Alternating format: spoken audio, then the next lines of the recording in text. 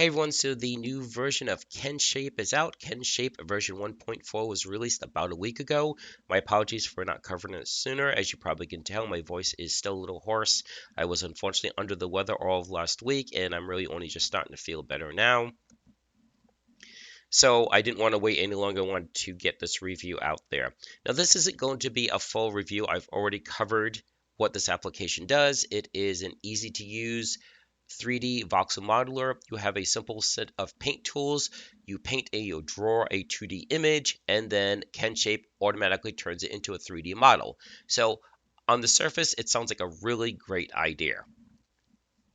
Also very inexpensive, at least I consider it to be. It's just $3.99 USD, so roughly $4 USD. Decide for yourself if you feel that is inexpensive and if it is worth it.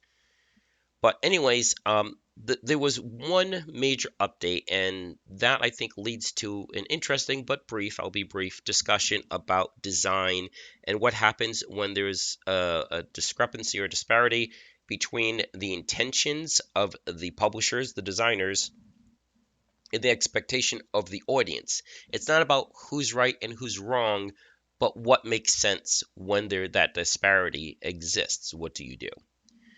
Anyways, so let's start with the small stuff, then we'll get to that last update and get into the discussion. So fixes, they fixed the JSON Minecraft exporting issue related to texture name. So my apologies, I'm familiar with Minecraft, but I don't do any exporting, but I guess based on this, that when you did an export, there was an issue with the texture name. Apparently they fixed it. I'll take their word for it. If they didn't, feel free to head over to itch.io and you can make a comment on their board there and let them know that they didn't fix it. But like I said, I'm taking their word for it that they fixed it.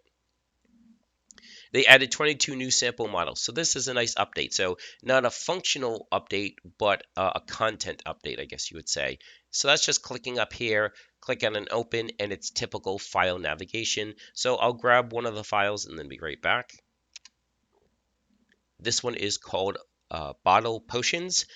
And all you do is it's just typical file navigation. So you click on open, it'll open the file navigator. You should be inside of the KenShape folder. You click on the samples folder if it didn't automatically open, and then you'll just see the objects listed there. So there's one. Let me grab just one more for you so you can see what else is out there. And there's that one. So that's a nice improvement. It gets you started. You obviously could then modify these. I believe the licensing said that you can use these in your application. So you'd want to read the licensing to be certain as far as any limitations, but I believe they said that if you're making a game, that you can include this in the final game. All right, so next one, improved canvas checkerboard rendering. So I presume it's just talking about this. That's the canvas, that's checkerboard. So I don't know if it's cleaner, if it's anti-alias now, but they said that they've improved it. So that's more of a visual improvement more than anything else. Added option to shift drawing each direction. Now this is a good quality of life improvement, and I called this out in my very first review because Magic of Voxel has let you do this for quite some time. If you find that something isn't centered or you need to move something, you can shift the whole model over. You can now do that with KenShape. So as you can see, you have arrows, so you can just scroll up. Now, in my opinion, this is superior to what Magic of Voxel did, because with them, if you scroll something off, it functions as a delete. That edge would be deleted. Whereas here, it has wraparound. So that's really impressive that they did that. So good quality of life improvement, whether something turns out to not be centered and you need it to centered, good quality of life improvement. Added option to toggle checkerboard theme like dark. So my guess is this is light, so this is probably a darker version of it. I'm sure that speaks for itself. So that's really just a UI improvement. And then the final one in our discussion, added option to align depth. Now this was something else that I called out in my first review, and other people on the forums mentioned it as well. And that is from the very beginning, what this application does is it has symmetrical extrusion. So you draw your image and then you select depth down here and then see how it says 1, 2, 1. What this is doing is it's telling you that that is how much it should be extruded. So if you come over here to model, So this is extruded 1 in each direction. This is extruded 2 in each direction. So it's symmetrical. So what is on this side is on this side. It's identical. The issue that I pointed out, as well as other people on the forums, is the fact that if your object is not symmetrical, then this really doesn't help you, and you need yet another solution to do those objects. And unsurprisingly, you very quickly come across things that are not symmetrical. Now, obviously, it's asymmetrical this way, so that's fine. It's the depth.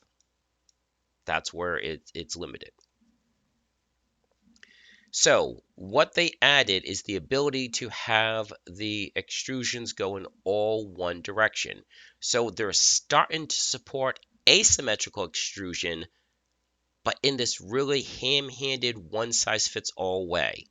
So if you click up here, it says switch depth alignment. See what happened? It's now flat here, and everything is here. And if you do it one more time, it's now flat here, and everything is there. And then we go back to the way that we were. So this is where we now get into the discussion. For whatever reason, well, let me first, someone had posted on the forums, and to be fair, they were a little bit pushy the way they said it. They said they couldn't wait until you could do asymmetrical extrusion, and someone from Kenney responded, that is not the intention, and they don't feel like they should be pushed in that direction.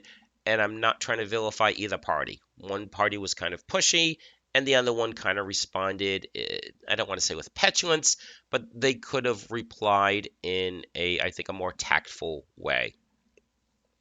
Now, first of all, price. Like we said, it's only $4 USD, so a cup of coffee at a Starbucks costs more than that.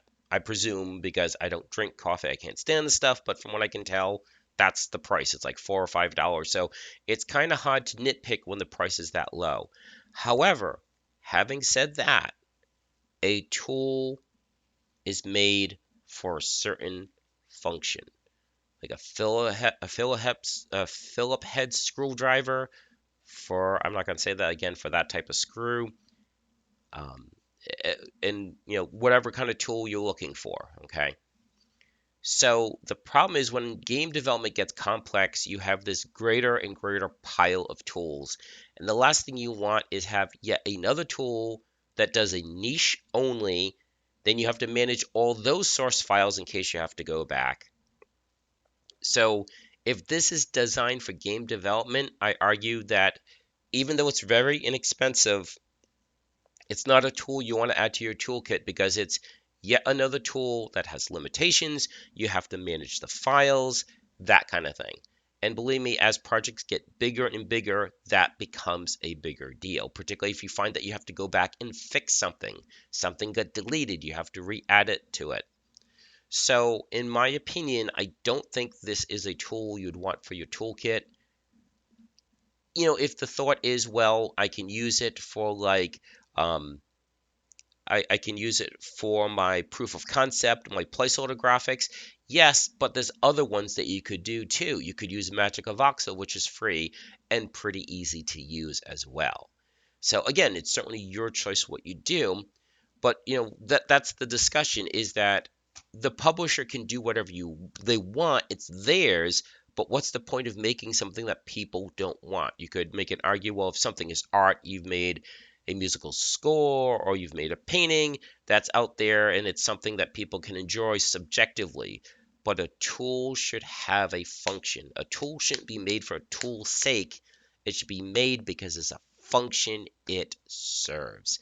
And I'm not trying to get, like I said, I'm not trying to get really deep about this. I realize it's just a simple tool, but I think that sometimes we get caught in this kind of quagmire of design, that we become entrenched, like, no, that's not what my intention was.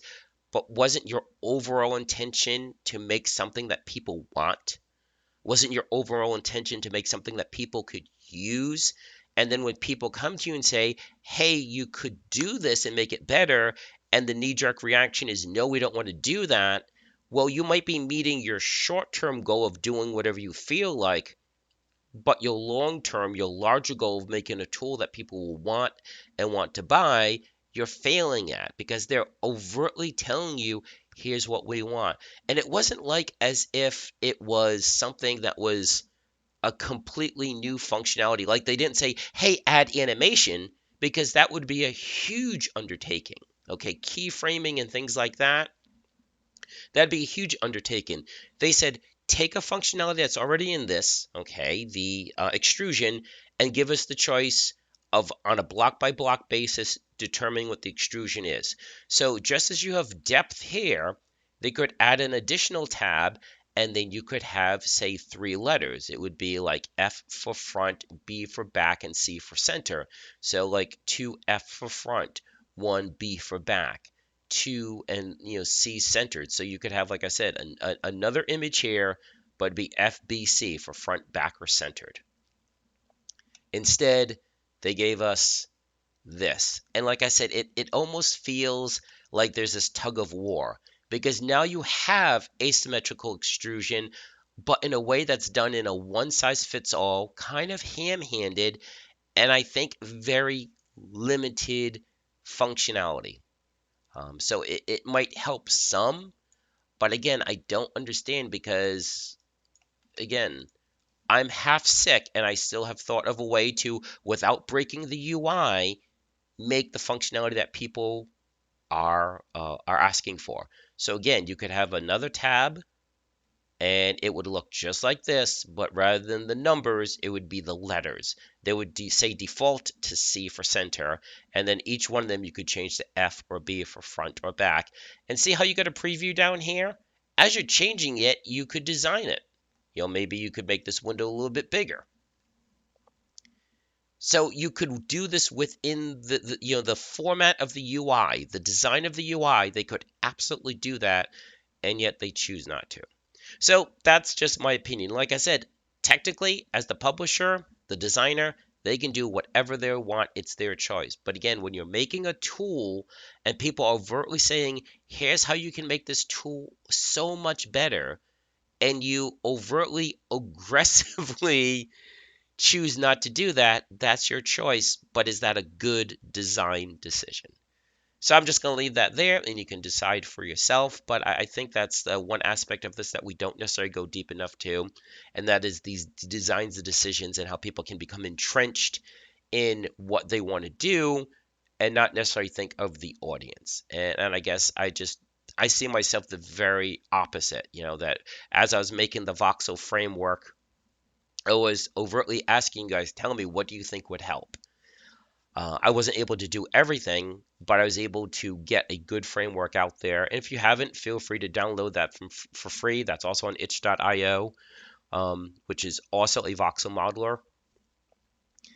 Anyways, so yeah, that's about it, I guess. My apologies for my voice, but that's really what I wanted to cover. So yes, they're kind of creeping towards what people are asking for, but it seems like they're doing it in this begrudging kind of way.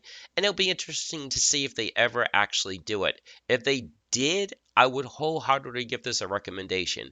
Right now, I still say don't bother unless you're giving this to someone who's new to 3D and you're giving them like a toy, a kid, or maybe not even necessarily a kid. It could just be someone who's really new to 3D and you want to kind of bridge the gap between 2 and 3D, because it definitely won't teach them the bigger stuff like you have to do like in Blender, where you have vertices and lines and facings. It's not teaching them any of that, but it's teaching them the kind of, the sense of the third dimension.